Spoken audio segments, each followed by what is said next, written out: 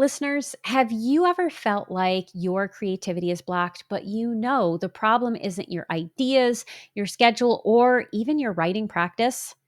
Well, if that's the case, what if your nervous system holds the key to unlocking the stories inside you? In today's episode, I'm joined by Jay DeMaio, a trauma aware internal martial arts teacher based in Charlottesville, Virginia, that I have the privilege of calling my friend. Jay holds a 5-year certification in QiGong, Qi healing, and internal alchemy meditation, and has spent over 15 years studying directly with Taoist masters from the Dragon Gate and Mount Ame lineage schools. Together, we explore how Qigong, a gentle meditative movement practice, can enhance creativity, help regulate your nervous system, and bring your body into deeper harmony so you can write with more flow and greater ease. We also dig into my struggles with rest and boredom when doing things I know are good for me, but that I resist. And because Jay generously shares a practice you can use to connect deeper with your creative energy, this is a great one to watch on YouTube. But if you're listening elsewhere, you will get everything you need. Either way, grab your pen, open your heart, and get ready to discover why slowing down might be the medicine your writing life truly needs.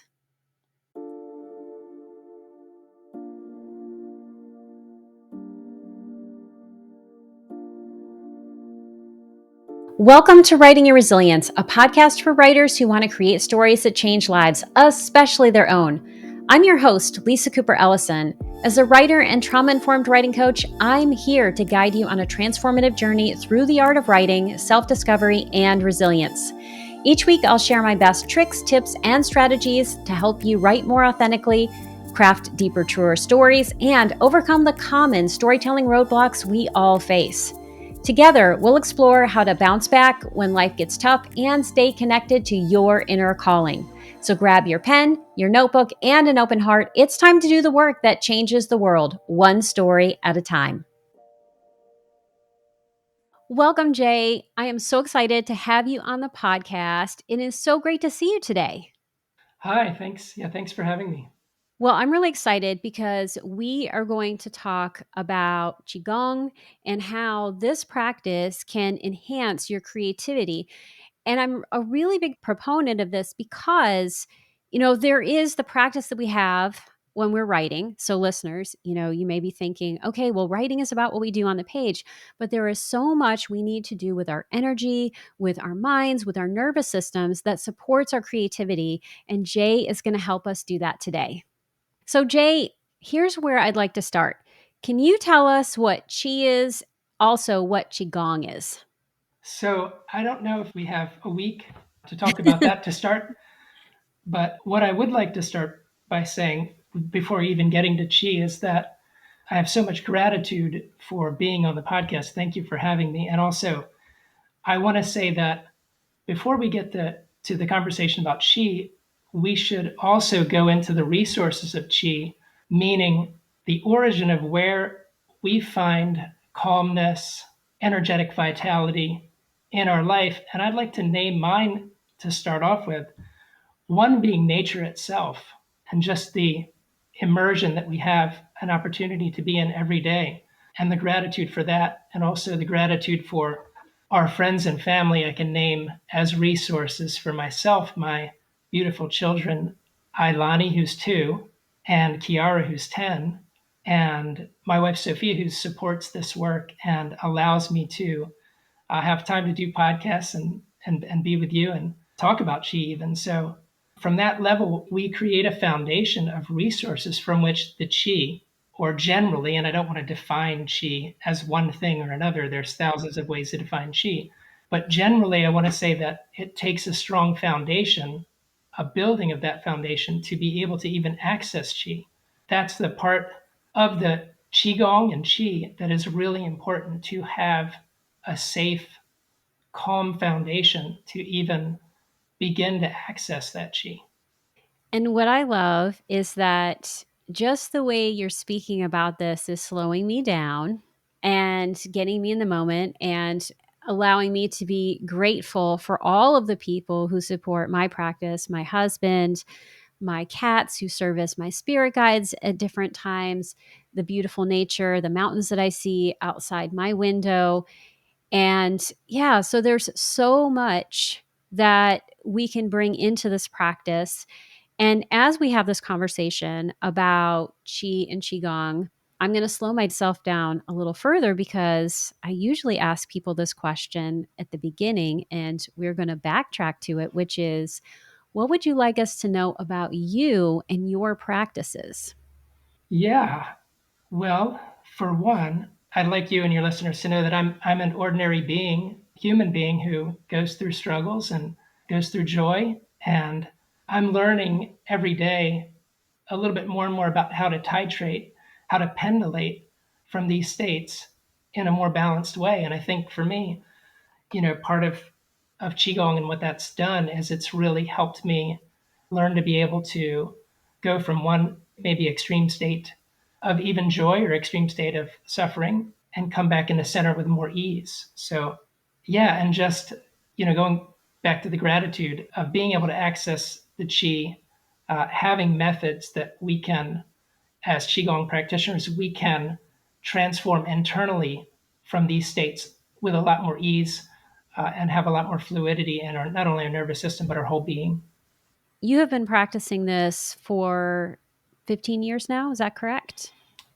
I would say professionally, but before that, I explored yoga in my early 20s and explored some qigong forms, but I really didn't get serious until about, I would say, 2007 or so, when I was, I had read in books and a lot of yoga text, and keep calling on the teacher and they will appear in your life. And that's what I was doing, looking for a qigong teacher. And of course my teacher was right around the corner in an office building I was working in. He happened to be right around the corner there, not surprisingly.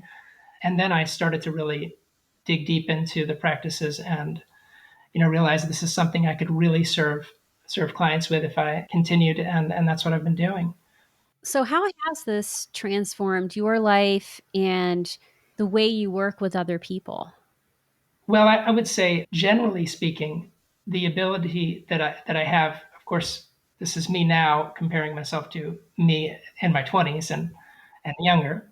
Overall, the ability to transform a state, a frequency, a vibration, an emotion, a feeling, to be able to have some kind of agency over transforming those states on a daily basis is really, really what it's done to, for my life. And I think when we do that, especially as parents, we're able to then emanate that transformation out. So if I'm, let's say, in a state where I have a little bit of anxiousness, I've got to get kids to school.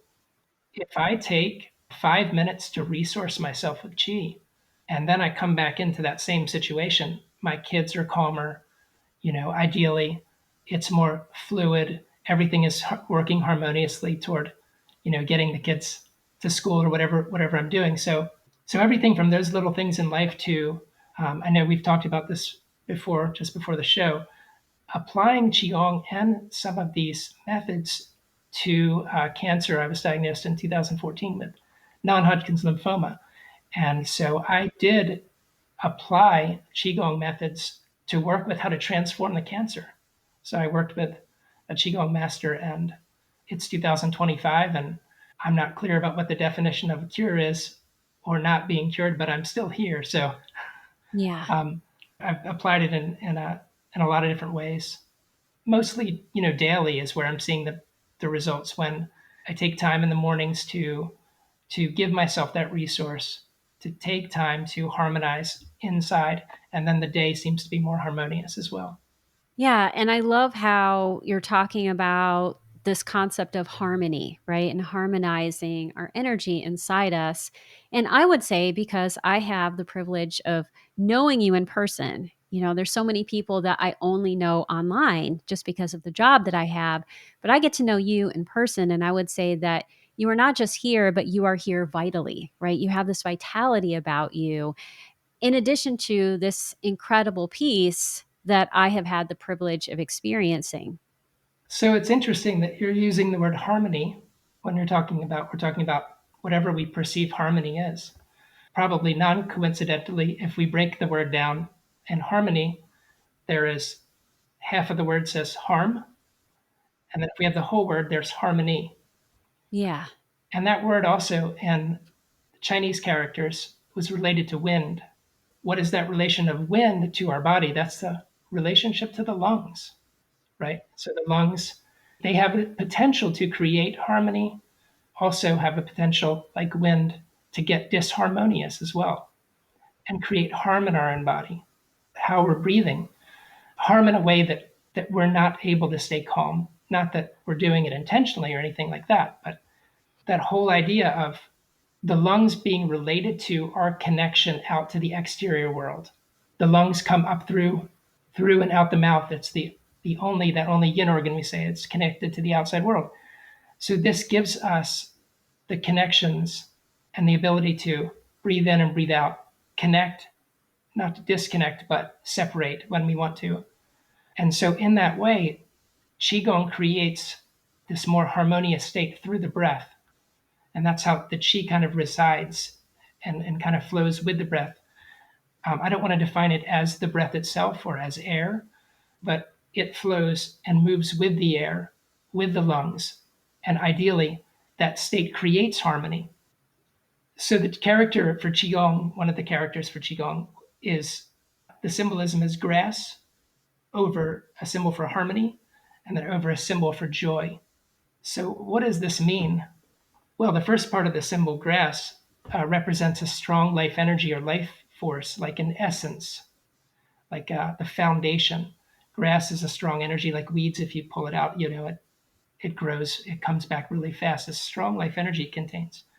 And then the middle part, harmony, is exactly what I was talking about with the lungs and the vibrations in the middle between two separate qualities. So the lungs expand and contract, and they harmonize our body's energy. And then the bottom character is joy. So where do we find joy? We find joy when we feel harmony inside our body. And so in Qigong, we're always working with these three levels: the life force, the kind of like the foundation. In Chinese, I'll say the Chinese words if some listeners understand the Jing. The harmony is the level called the Qi level. The joy is kind of the spirit, is the Sin level, or sometimes pronounced Shin. And so from a Qigong medicine perspective, we're always working with these three together. They're moving together in harmony in Qigong, and ideally, we're able to cultivate in a state that sustains all three of these. So the grass, a good physical life energy, the harmony is a good balance, able to fluctuate between heaven and earth in Qigong, it's called, or fluctuating in and out of states of consciousness or awareness, easily with fluidness, easefulness. And then the joy part is the spirit will stay generally joyful. Overall, if we have those two foundations of the life energy and the harmony, we can sustain a easeful mood as well. So that's the three treasures of qigong. Sometimes they'll be referred to, and so that's what we're cultivating, and that's in the context of medicine as well. That these medicines are cultivated within us. We basically transform the chi. We have to transform the chi so it works inside of us in this way with harmony, joy, and then that life essence strengthens. So that's kind of a quick overview of the way that medical Qigong works. The issue with it a lot of times is that people just don't have the method. They need the method, which we'll do a 5-minute way to acquire a simple method later on in this podcast. But if there's access to the method, there's access to the deeper medicine and the way to use that medicine. And so that's what generally I'm teaching in the classes and really encouraging people to be aware of, that their medicine is available inside them and outside of them. And it is the best and most abundant medicine. And there's no need to go out looking for external medicine. We have basically 80% of the people, the population are, 80 to 100%. I'm being a rough estimate here. I don't know.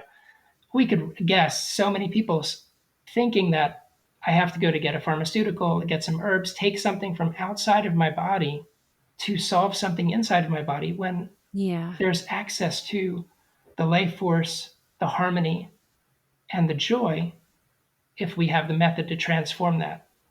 And when we bring those medicines into the body and know how to use that in the body, then that becomes the powerful medicine. And we call it the most powerful. The most powerful medicine we have is already available, and it's free. And free is always good. Right.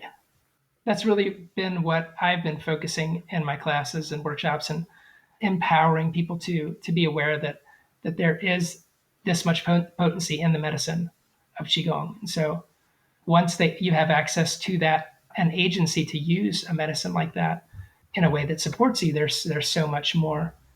We can get into the creativity a little more in a minute, but creative flow then begins to come out.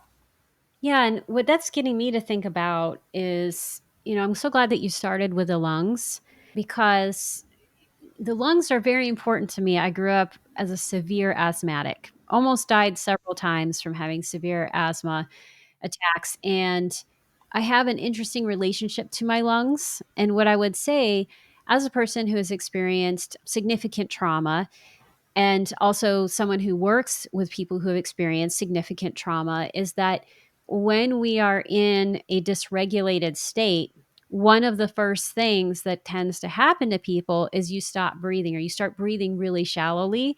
And so your relationship with your lungs becomes more dysregulated.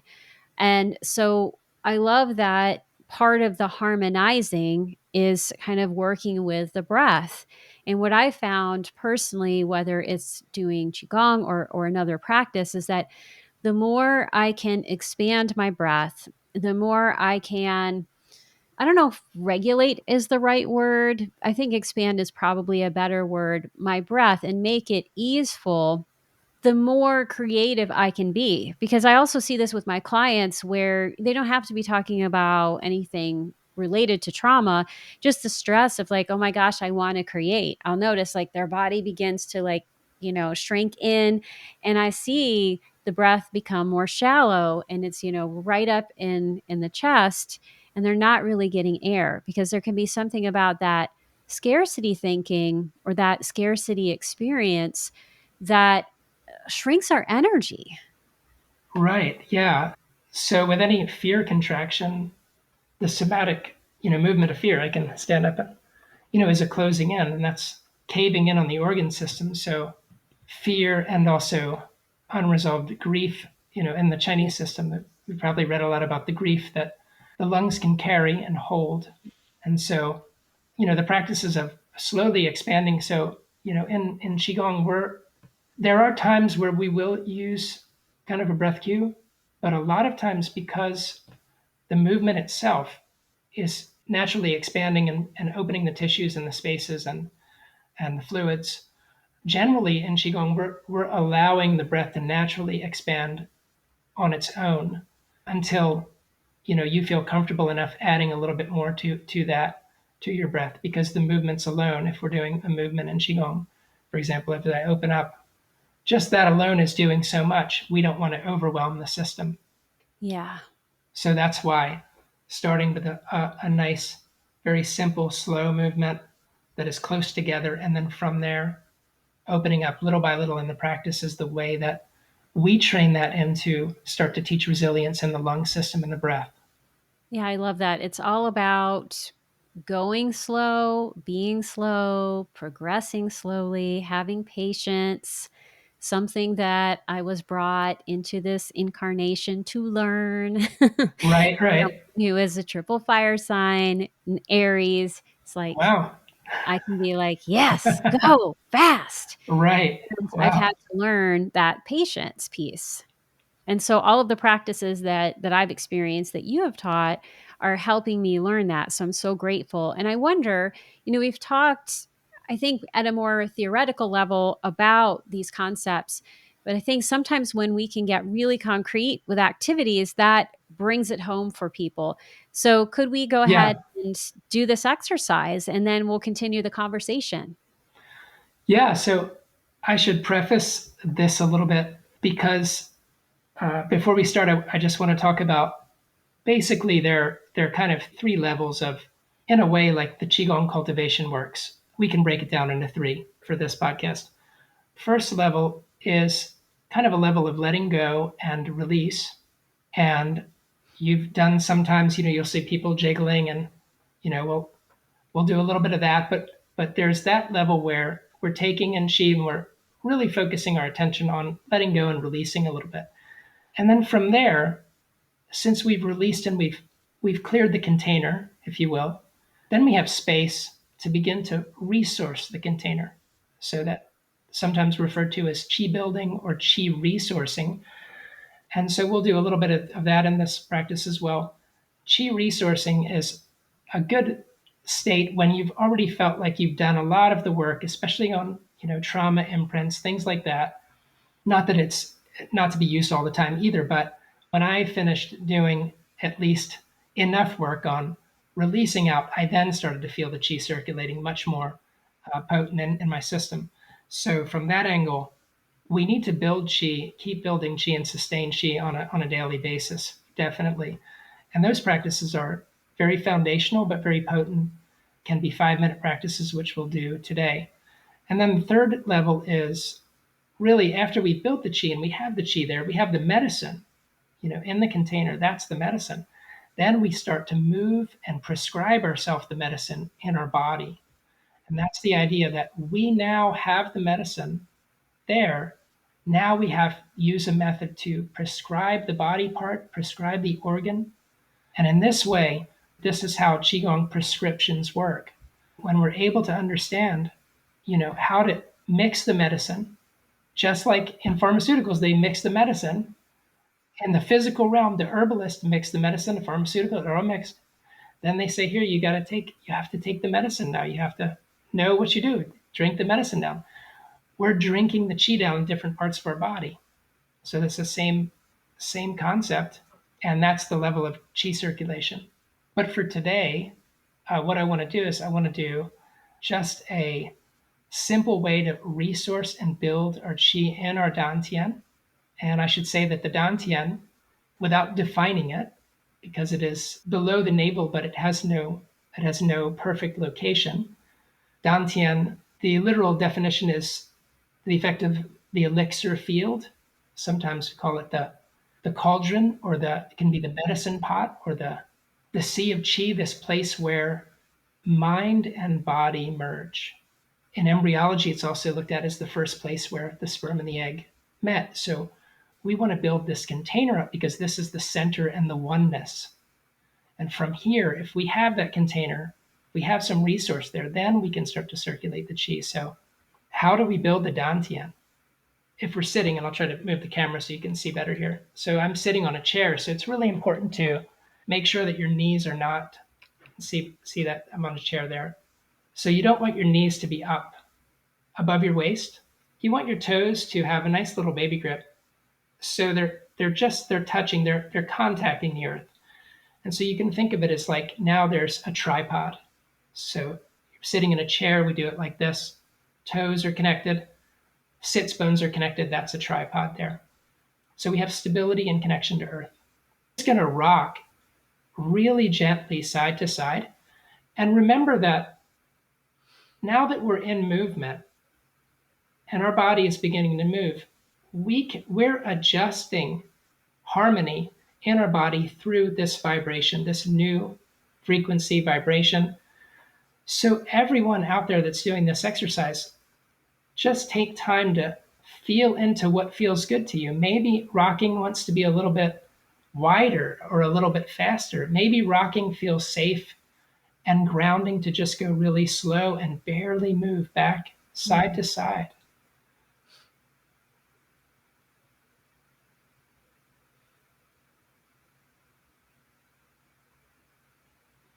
And bring your attention just below your navel, kind of deeper than skin level, really inside and above, just above your kind of your sits bones, deeper inside your body there.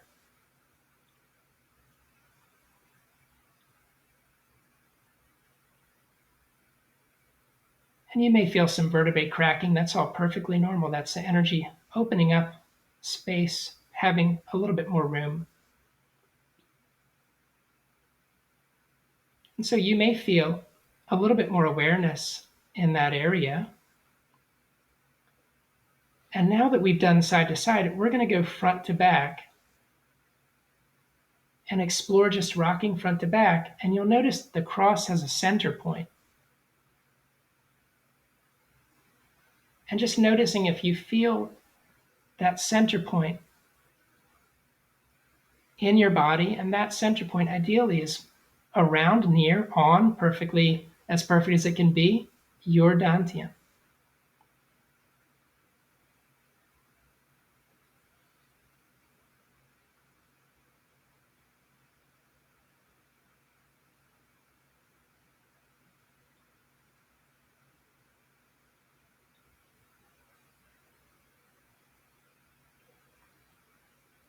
Yeah, and we'll slowly come to a stop and just notice what it feels like in your body now that you've connected with your dantian, this cauldron or this sacred medicine pot.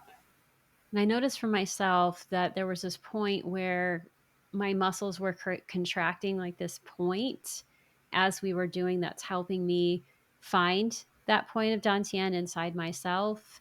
And I also noticed also almost like a coolness in that area, or like a different sensation in the energy based on the movements that we've done so far. Great. And so I can comment on coolness for the viewers that experience coolness and hotness in the practices. When there is an energy that has some kind of more extreme, like heat or cold, when we use movements, vibrations, breath, just like when like a dam, if there's like rocks in a creek and one of the rocks comes away, the water starts gushing through, and then all of a sudden the creek really is harmonized more. It's not impeded or stagnant. When that happens in the body, where there was cold, the heat comes in and it reharmonizes that area of the body or the cold. So it doesn't matter either way. But that's why that phenomena is healing.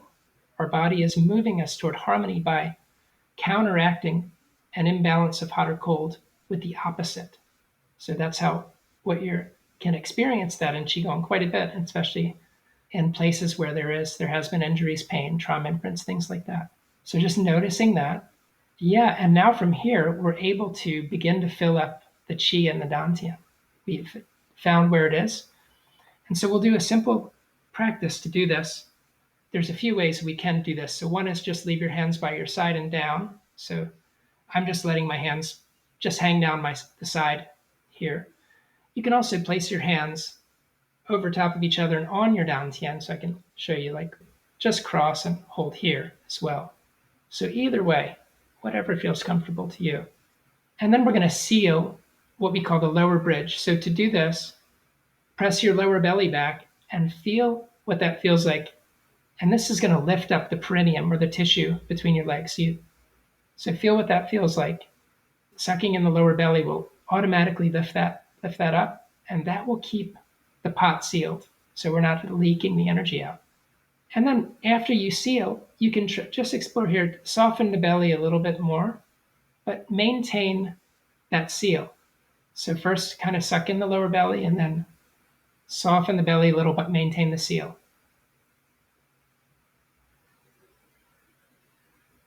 And we don't want to be slumped over, obviously, right? We want to be upright, spine is straight. And then we want to put our tongue behind the upper tooth ridge, behind your teeth.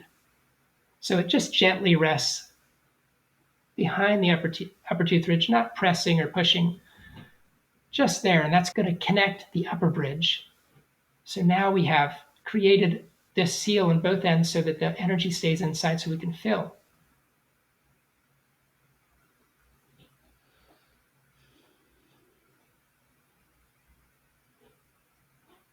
And in order to also add a little space in the spine, imagine all the hairs of your head lifting up and lifting out, connecting to the stars, and imagine your crown opening up like a flower, lifting up, making space in the vertebrae for this chi to come down into and through enlightened spine. And next inhale, imagine chi like sunlight surrounding you and entering into your body from every direction through all the pores of your skin. As you exhale, condensing it and gathering it into your dantian, your lower belly.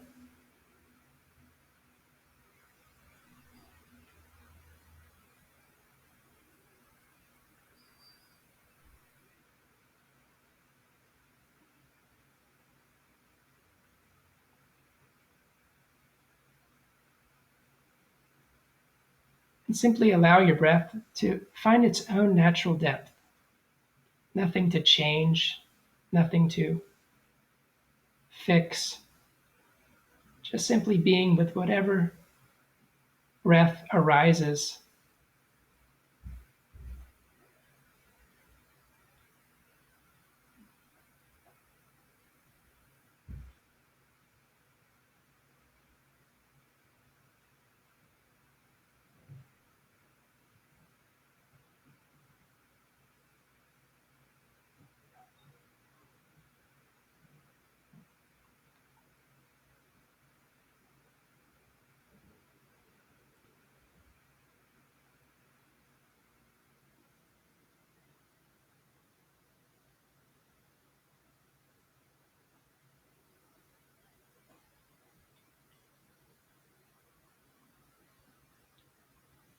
And maintaining attention on your dantian with each breath. If a thought arises, just simply letting it pass like a shooting star, coming back to your dantian.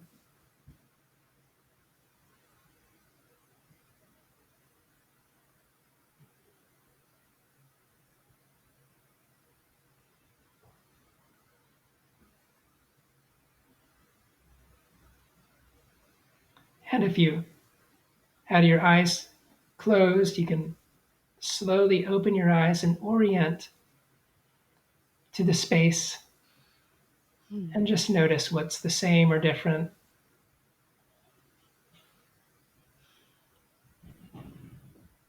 Yeah, so chi resourcing.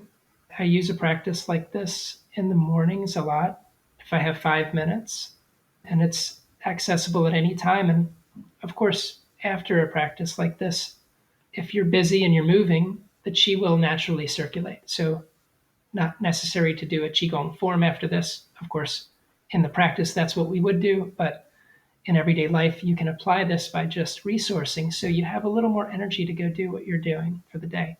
Yeah, I love this because so many of us have been conditioned in capitalistic society, especially, to just get up and go, start your to do list Right. before you even get out of the bed. And these preparatory practices ensure that one, we're starting from that place of being harmonized, and two, that we actually have the energy to be able to go and do whatever it is that the day requires from a place of peace and ease. Absolutely. And another thing is, this is a lot cheaper than going to get your morning coffee. And it packs even, I would say, much more punch than the morning coffee once you start to learn the routine and implement this. So, yeah, save money and also save the effects of the nervous system on everyday coffee intake. I am going to admit that I do happen to love a very good cup of I, coffee. I do too. I do too, Lisa. It's okay. But yeah, it does have a very big impact on the amount of energy that you can carry with you in the mornings too, just as coffee does. So So, writers, if you're thinking about, okay, what is a practice that I could do that expands my creative energy? This might be a great way to start your writing practice. absolutely. And I want to comment too that some of the practices too, Lisa, I think we talked about this about how you can somatically write. Here's the finger. We use a finger like this as if we're having energy come through our fingers to write, and we do movements and we draw energetically with our body. And some of the symbols we use, like a dragon symbol or other symbols, we're using that as a way to resource and a way to take in and connect it to those energies and resource more creativity. So it's somatic practices, we in qigong we do use moving from the dantian and actually visualizing, drawing a symbol like that as well. So that could be after a practice like the resourcing, you could even do that and then go into writing as well. I love that. I'm going to ask you a question, and I think I'm really trying to attend to the people who are avid listeners who are also trauma survivors. And I'm always curious about my own experience when I'm doing something. And I feel like whatever emotions come up, they're just information and they're important. Right. And what I found for myself sometimes, and this is nothing against you, Jay, right? This is not about how you do things because you are a great teacher. I wouldn't have you on the podcast otherwise. But that sometimes with these early practices, I think especially the releasing practices, I will find for myself that if they go on what my nervous system perceives as too long, I will experience a sense of, I'm bored. Like, this is boring to me. Can we hurry up and get to whatever is next? And again, I just find that to be interesting because I think it's telling me something about my nervous system or perhaps like how the energy is moving. And I'm curious to know what your insight is. The earth is 70% water. Our bodies are 70% water.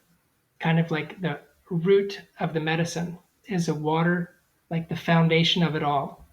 So some of the times when we feel that boredom, it can be a sign, and not to say anything against your practices, but can be a sign that, we can go a little bit deeper and explore that boredom and see how much more of a foundation we can actually explore. Because the more that the foundation is set and the water is calm and the earth is calm, the same in our body, then from that can sprout new life energy and strong new life energy. And so, from a Qigong perspective, to stay in the boringness of meditation sometimes and stay in the boringness of standing meditation and Qigong and breathing and expanding the body, but not doing much at all, is really a huge foundation so that creativity can spawn from that. I think you said the fallow part, Yeah. we have to go into that state of very, very, very slowness to have that strong life energy sprout out and have the dormant periods. And in those dormant periods, sure, it's so fun to do an awesome moving dragon, qigong, tiger, tai chi's, and all these, but we have to get away from that attachment to the excitement of all those practices and go into that state of dormancy for a while to rebuild.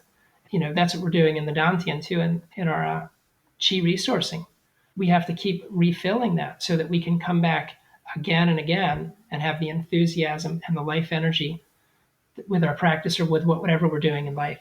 And creativity absolutely spawns from that. Yeah, so I'm gonna do a little interpreting based on my own experience, which you don't necessarily know, and you can tell me right on or maybe this. Sure. And know that when it comes to these things, I'm an open book. My listeners know I talk about these things. So when I think about my own experience and the slowness that you're talking about, a challenge point for me personally is rest. I will say that rest, slowness is a challenge. It's really hard for me. And there's a wide variety of reasons why that's the case, which we're not going to go into today. But I think that when I find that experience of like, oh, I'm bored with this. Like, can we hurry up and get to something fast?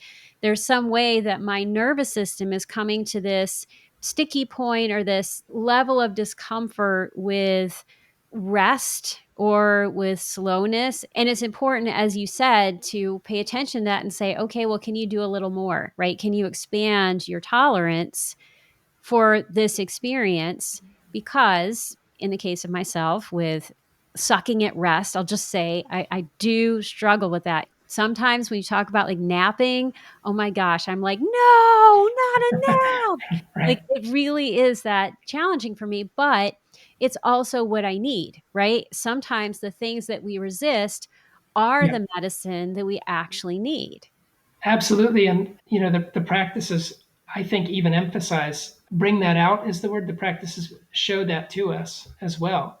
And so, traditionally, a lot of the traditional training would be, in the old Chinese way, would be the teacher would have sort of a test for you, and you'd stand there in meditation And I always felt that that was kind of an old fashioned way of doing things that, of course, doesn't translate well to anything we talk about on the podcast with building resilience or all of the new science on how to repair the nervous system, right? So really, going slow. And I think the important part here is looking for the resources and being honest with yourself as you are, and saying, okay, what resources do I have to slow down? There are things like yawning that can help us slow down. There are things like the rocking. If our chi is ascended and we're in a high chi state, we can rock gently to come down, or even jiggle. Yeah. Jiggling can bring the chi down. Any vibration, any change in vibration in our body, or humming, or ways that we use sound, any vibration has the potential to bring energy down or up depending on how we apply it. So it depends on how are we going to use the medicine of vibration. You go to ecstatic dance, there's music playing. Most of the time, that chi is going to ascend. Yeah. But if you're in a quiet, safe space, you can decide, oh, I need my chi to descend, or I need my chi to ascend right now. How do I want to use this as medicine, this vibration? So that's really helpful when it comes to wanting to rest. If you're in that state and you can't just go rest down on the bed, use the vibration or use the humming to slowly transform out of one state into the other. It is the medium for which you can use to change states. And a lot of people that went through, traumas, usually they didn't have a medium to get from point A to point B. There was no way to see point B. And so, when there's a trauma that happened, we should be able to run, we should be able to, flight Yeah. or discharge in that moment as soon as we can. If we didn't have that opportunity to vibrate and shift that energy, it stayed inside the nervous system. So from the Qigong same perspective, every day with so much happening, we can use the vibrations to transform, not just for an extreme fight or flight situation, but everyday events that are happening, Yes. that are taking us out of our base, or whatever is happening, daily basis. So I'd say that's the way to move to rest, is find a way to transition slowly into rest if you need, through vibration.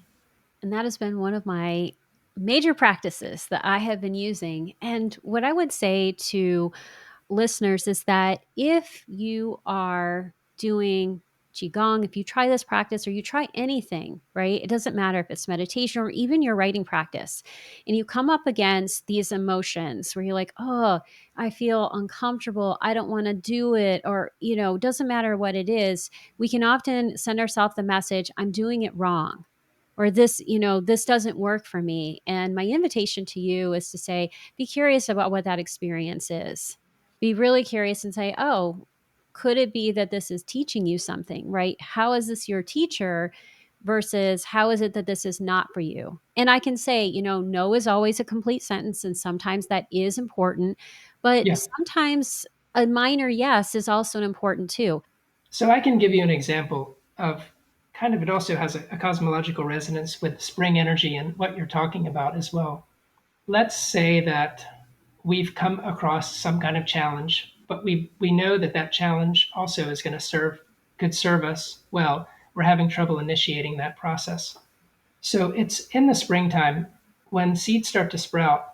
There's a certain amount of determination, motivation that seed needs to have to get through the earth, to break through and to come through with all these weeds fighting for space around it. Who knows what, right? That type of vibration is like a thunder.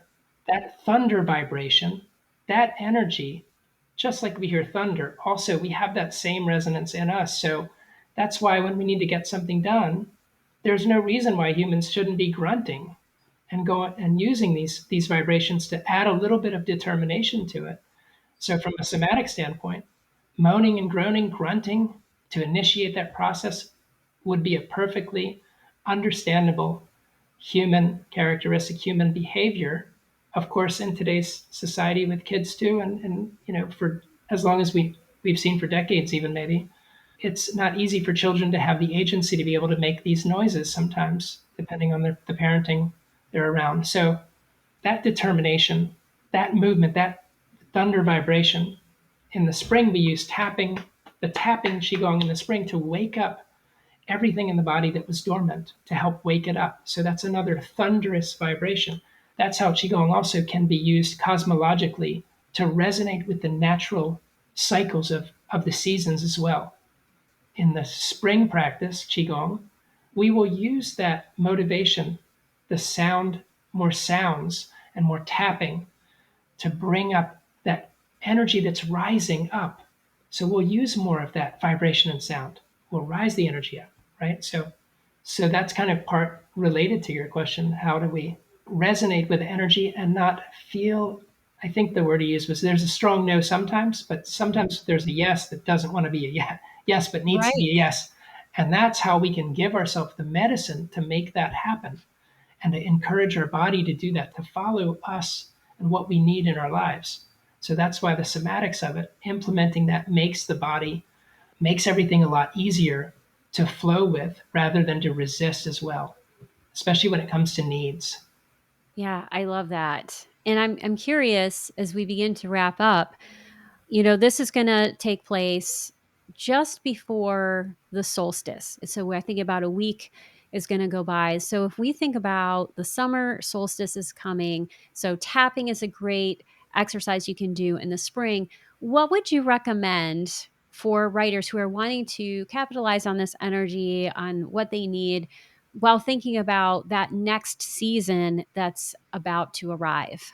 So, first of all, the equinox, both the winter and the spring equinox means equal nights or equal energy. So, when we're talking about spring and fall, well, remember that the equinox in the Gregorian calendar is the beginning, but the equinox really is the middle of the energy Yes. of that season. So, when we get to the solstices, then they're the peak energy in the summer of like fire energy, and then the peak energy of water in the winter. And what does that mean for our body? That means that no matter what the temperature is different. It does matter a little bit the temperature, but the main thing is the energy is peaking at the solstices. So our body is now reacting on an unconscious level to that amount of energy that is extreme at the solstices. So that's why you hear a lot in the meditation realm of, oh, it's winter and we've got to just meditate all winter long, and that's a water element and all of this, and that's understandable. But what I find is that it's kind of slacks off in the summertime. People get excited, the energy keeps as stronger. But Yeah. really, there's a place for that deeper, slowing down, which really is starting now. Anytime we move closer to the solstice, whether just before or just after, that's a real big time for really slowing down the practices and going and honoring our body's time to recharge. I usually suggest in Qigong to doing the practices in the morning, the movement, and then the rest of the day, going slower. Whereas in the spring and fall, I can do movement all day long. I feel great, and you have a lot more energy that's balanced. But yeah, peak summer, peak winter, definitely overall cosmologically would be better to go real slow to help our body balance out that energy, the cosmological energy coming in. And then it all depends on our level of the food that we're eating, the chi we're taking in from the outside too, and from people around us, and imprints of trauma. So all those are factors, but that's a general cosmological resonance. Well, I am going to soak in this invitation to go slow, to rest, to be present as we prepare for this. And I want to thank you so much for all of the generous information that you've shared with us. It's truly been a gift. And if people want to connect with you, if they have questions, they want to learn more about the work you do, because you do offer online Qigong classes, what are the best ways for people to connect with you? So yeah, so I send out invites to the qigong classes through my website. So I think www.jaydemaio, my name.com. Just email me from there, and then I'll have your email to put on my mailers. I mail out the workshop information through my mailing list. So that'd be great to connect through there. And of course, if there's private lessons, anything like that, you can find on my website too. You can just sign up online to come into the studio with me, whether it's for bodywork or qigong as well. And then Instagram, I don't use social media much, but sometimes I'll post something on Instagram. Alter Native Medicine is my name on those social media platforms. So Well, and Jay's website and his social media handle will be in the show notes. So if you miss that, it is an easy click away. Well, Jay, thank you again for being on the podcast. It has been an absolute pleasure. Thank you so much, Lisa, for having me. It's been great. Appreciate it. Thanks so much for listening. If you'd like to learn more about Jay, his work with Qigong, or his online classes, please see the show notes for this episode. But before you go, I would love it if you would text the show if you're on Apple Podcasts or Spotify, or leave a comment on YouTube with the answer to the following question. Are you someone who struggles with rest too? And if you're not, how do you give yourself permission to rest more? I would love to hear your thoughts on this matter because it's something I deal with all the time. And speaking of your thoughts on the podcast, I'd like to give a quick shout out to Candace Coakley, who shared the major aha she had after listening to my episode with Maha Mamish on human design. That was a huge treat. And Colleen Golofshan and Priscilla Wrights, who shared that my episode with Amy Fish gave them so much hope. And thanks, Priscilla, for your kind words about my recent webinar with Jane Friedman. I'm so honored that you attended, and I'm so excited for the webinars I have planned for the fall, so stay tuned. And listeners, if you haven't contacted the show, I'd love to hear from you too. Until next time, remember that your story matters, and as you work on it, you change lives, especially your own. That's it for today's episode. Thank you so much for tuning in. I truly couldn't do this podcast without your support. If you love this episode, here are 3 simple ways you can keep this show thriving. 1, subscribe or follow Writing Your Resilience on Apple Podcasts, Spotify, or YouTube so you never miss an episode. 2, leave a 5-star review to help others discover the podcast. 3, join my engaged writing community by signing up for the Writing Your Resilience newsletter. As a thank you, you'll receive a free copy of Write More, Fret Less, a toolkit for gaslight-proofing your writing practice. Have feedback for the show, a topic you'd love me to cover, or questions you'd like me to answer? Drop a comment on YouTube, text the show, or email me at writingyourresiliencepodcast@gmail.com. Until next time, keep writing, keep growing, and keep showing up for yourself. Your story matters, and I am so proud to be writing alongside you.